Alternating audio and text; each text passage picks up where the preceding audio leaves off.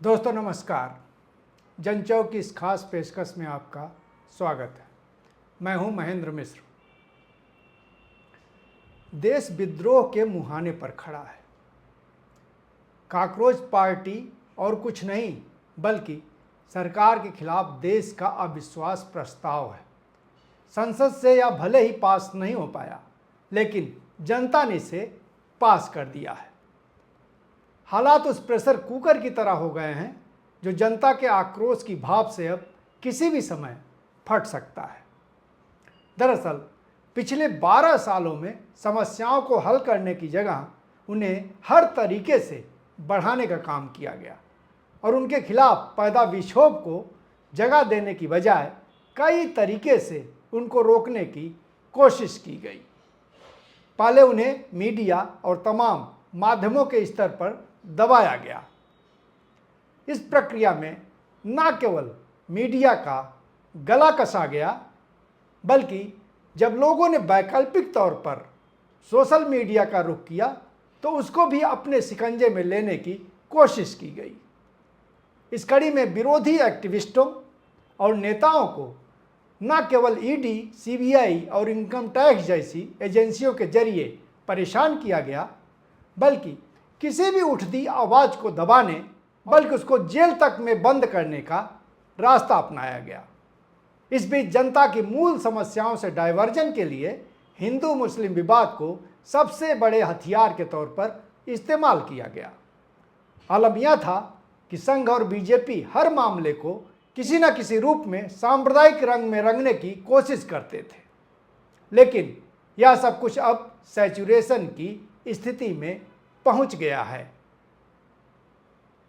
अनायास नहीं, बंगाल में ईद के मौके पर जब मुसलमान गाय खरीदने से इनकार कर रहे हैं तो हिंदू खुद अपनी गायें ले जाकर उनके दरवाजे पर खड़ी कर दे रहे हैं।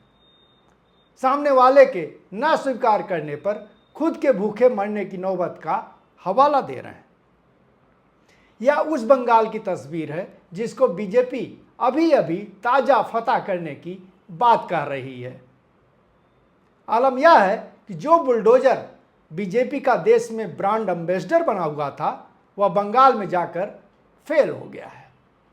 लोग उसके सामने आकर खड़े हो जा रहे हैं और आगे बढ़ने से पहले अपनी लाशों पर गुजरने की चेतावनी दे रहे हैं। टीएमसी और सीपीएम के लोग उसके खिलाफ सड़कों पर हैं।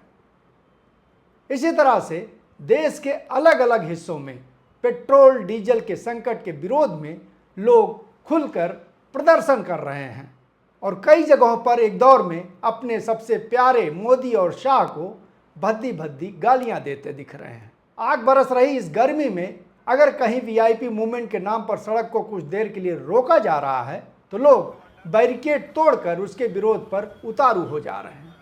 ऐसे मौके पर जबकि घरों में चूल्हे नहीं जल रहे हैं और बच्चे भूखे सोने को मजबूर हैं, मोदी की इटली से आई आशिकाना मिजाज की तस्वीरों को देखकर लोग फट पड़े हैं और उनका गुस्सा 7वें आसमान पर है।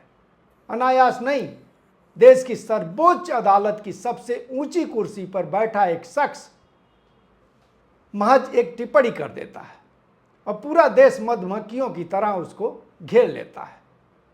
मजबूरन उन मिलार्ड को सफाई देनी पड़ती है, लेकिन देश को लगा कि इससे काम नहीं चलेगा। पानी सिर के ऊपर चढ़ गया है, अब और बर्दाश्त नहीं किया जा सकता है। फिर क्या था, एक अज्ञात शख्स जो देश के भीतर भी नहीं 7 समंदर पार रहता है, एक पार्टी का ऐलान कर देता है। वह भी ऐसा नाम जिसे सामान्य स्थितियों में रखना भी किसी के लिए हास्यास्पद ही होता, लेकिन चूंकि कॉकरोच प्रतिरोध का प्रतीक बन गया था, इसलिए आज वही सबके लिए गर्व का विषय बन गया है और देखते ही देखते वह देश की सबसे बड़ी पार्टी बन जाती है। इंस्टाग्राम पर उसकी सदस्यता 16 मिलियन के पार चली गई है। वह बीजेपी जो 11 मिलियन सदस्यों के साथ खुद को दुनिया की सबसे बड़ी पार्टी बताती थी, उसको भी उसने पीछे छोड़ दिया है। एक तरह से भले ही बीजेपी विपक्ष को चुनाव में किसी भी तरीके से न जीतने दे, लेकिन इस पार्टी ने अपनी सदस्यता से ही देश को बता दिया है कि बीजेपी हार गई है। बहुमत का संतुलन बीजेपी के खिलाफ चला गया है। वह ईवीएम, वोटर लिस्ट, पैसा और मीडिया के सहारे भले ही उसको बार बार अपने पक्ष में कर ले, लेकिन जनता का मैंडेट आ गया है और बीजेपी हार गई है। इस घटना ने कम से कम इस बात को अब साबित कर दिया है।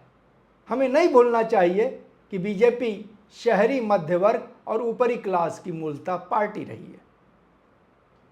गांव से लेकर कस्बों में इसका समर्थन सबसे कम रहा है। यही उसके गुजरात मॉडल का सच है और यही देश का भी। लेकिन अब तो इस कॉकरोच पार्टी के जेनजी हिस्से ने भी इसको खारिज कर दिया है, जिसका सबसे बड़ा आधार शहरों में है और वह यूथ है। यह बात जरूर हो सकती है कि शहरों का पेंशनधारी हिस्सा अभी कॉकरोच पार्टी के साथ ना हो और अभी भी मोदी भक्ति में लीन हो, लेकिन कहते हैं जिस ओर जवानी चलती है उस ओर जमाना चलता है।